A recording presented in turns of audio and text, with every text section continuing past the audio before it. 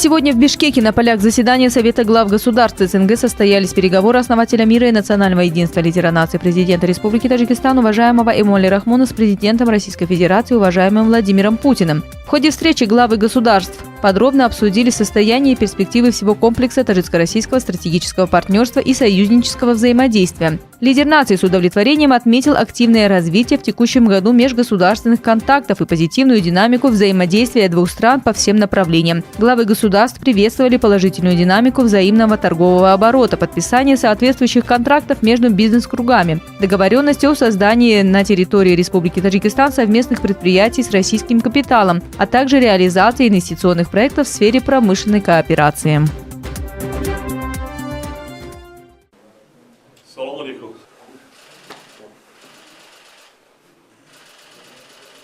Эмомали Шарипович, я рад вас видеть.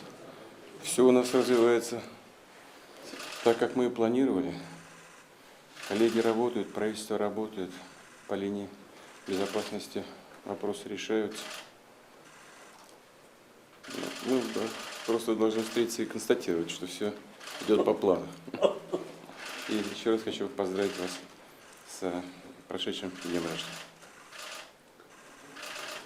Многоуважаемый Владимир Владимирович, рад встрече с вами.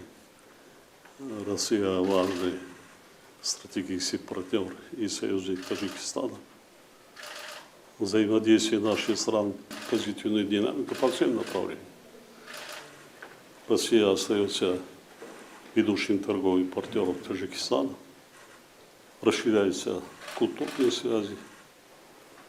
Вот сейчас готов обсудить с вами состояние и перспективы взаимоотношений наших стран, а также международные и региональные вопросы.